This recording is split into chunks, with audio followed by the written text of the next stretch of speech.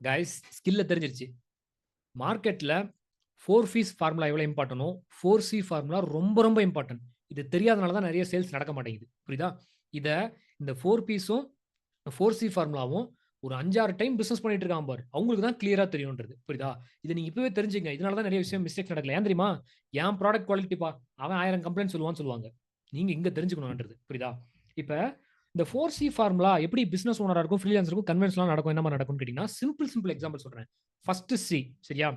First சிங்கிறது customers. ஓகேவா? இந்த கஸ்டமர்ஸ் வந்து பார்த்தீங்கன்னா, எப்படி நீங்க அட்ராக்ட் பண்ண போறீங்கன்னா, ஃபார் எக்ஸாம்பிள்ஸ் உங்ககிட்ட 2 டிவி இருக்குது. சரியா?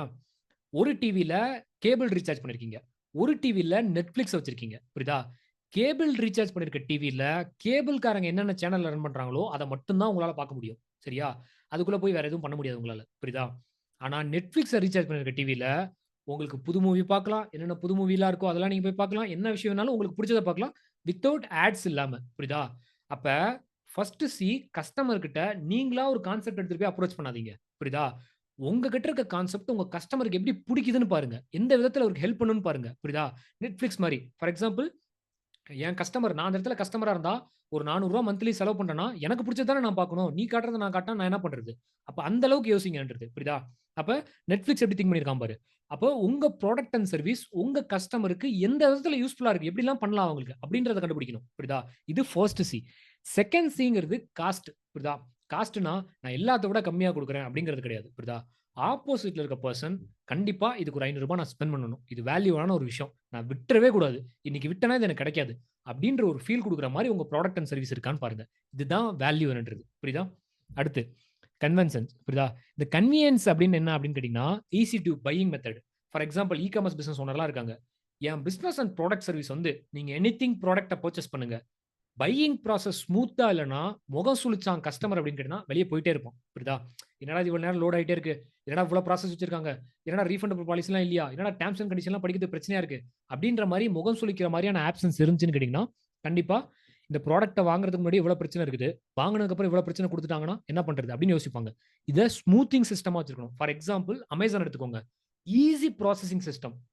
நீங்க வாலெட்ல பணம் ஆட் பண்ணிட்டீங்களா? ஈஸியா ஸ்கேன் பண்ணி எடுத்துக்கலாம். புரியுதா? தெரியாம ஆட் பண்ணிட்டீங்கன்னா கூட 1 refundable easy. Customer support easy. ப்ராடக்ட்ட ரீப்ளேஸ்மென்ட் பண்ணி தர்றது ஈஸி. நெறைய ஈஸி வச்சிருக்கான். மல்டிபிள் ப்ராடக்ட்ட ஒரே இடத்துல வச்சிருக்கான். ஸோ இந்த மாரி 60 செகண்ட்குள்ள உங்க ப்ராடக்ட்குள்ள பர்ச்சேசிங் டிசிஷன் எடுக்க முடியுமான்னு கேட்டா, ஆன்லைன்குள்ள உள்ள வாங்க. இல்லன்னா விக்கிறத மறந்துருங்க. புரியுதா? இல்லன்னா சரி பண்ணுங்க. இதுதான் ஆப்ஷன் உங்களுக்கு. புரியுதா? கம்யூனிகேஷன். இந்த கம்யூனிகேஷன் அப்படின்றது வந்து பாத்துக்கிட்டீங்கன்னா, உங்க ப்ராடக்ட் அண்ட் சர்வீஸ் உங்க பிராண்ட் அண்ட் விஷன் எப்படி எண்ட் யூசரான உங்க கஸ்டமர் கிட்ட கிளியர் போய் அந்த விஷன்ஸை கொடுக்குது. For example skin care product எடுத்துக்கிறேன். மேக்கப் ஆர்டிஸ்டுக்காக எடுத்துக்கிறேன். சரியா? இந்த ஒரே ஒரு ஸ்கின் கேர் ப்ராடக்ட்டை யூஸ் பண்ணிக்கிட்டீங்கன்னா பிளாக்கா இருக்க உங்க ஸ்கின் ஒயிட்டா மாறும். சரியா? ஸோ இந்த மாதிரி விஷயத்த பண்ணிக்கலாம். மேக்கப் ஆர்டிஸ்ட் இல்லாமலே நீங்க இந்த விஷயத்த பண்ணலாம். டெய்லி மேக்கப்பை மெயின்டைன் பண்ணலாம் அப்படின்னு கொடுக்கலாம். ஆல்ரெடி என் ப்ராடக்ட்டை வாங்கினோட கஸ்டமர்ஸ் இவ்வளவுலாம் பண்ணிருக்காங்க அப்படின்றது. கம்யூனிகேஷன் அந்த பிராண்டிங் அப்படின்றது கிரெடிட் கார்டு வைப்பாங்க பாருங்க மாலுக்கு வெளியில.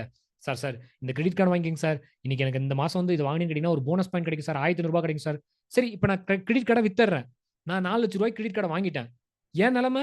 நீங்க கிரெடிட் கார்டை வித்துட்டு போயிடுறீங்க. உங்களுக்கு ரூ. 1500 போனஸ் பாயிண்ட் கிடைக்குது. என்னோட நிலைமை கடன்காரனா மாறிடுவேன். புரியுதா? சோ கஸ்டமர் நான் இப்போ ஒருத்தன் என்ன பண்ணுவேன்? கிரெடிட் கார்டு வாங்காதன்னு ஸ்பிளிட் பண்ணுவேன். இந்த மாதிரி கம்யூனிகேஷன் பண்ணக்கூடாது. புரியுதா?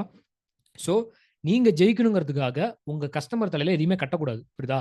கஸ்டமர் ஜெயிச்சாருன்னா, "ஏய் சூப்பரா நான் அந்த விஷயத்த பண்ணேன்ப்பா, வாங்கினேன்ப்பா. அல்டிமேட்டா சொன்னாங்கப்பா." அப்படின்ற மாரி இருக்கணும். புரியுதா? அதுதான் கஸ்டமர் பாயிண்ட். நீங்க அந்த பிராண்ட் கம்யூனிகேஷன் பண்ற சில விஷயங்கள் அப்படின்றது. ட்ரஸ்ட் பில்ட் ஆகும். அதிகமான யூசர்ஸ் வருவாங்க. நெறைய மாற்றங்கள் நடக்கும்ன்றது. சரியா? நெக்ஸ்ட் இதெல்லாம் தான் 4C காய்ஸ். இந்த 4Cய கிளியரா புரிஞ்சுக்கிட்டீங்கன்னா, நீங்க 0ல இருந்து ஸ்டார்ட் பண்ற எந்த பிசினஸா இருந்தாலும் உங்களால ஈஸியா கொண்டு வர முடியும். புரியுதா?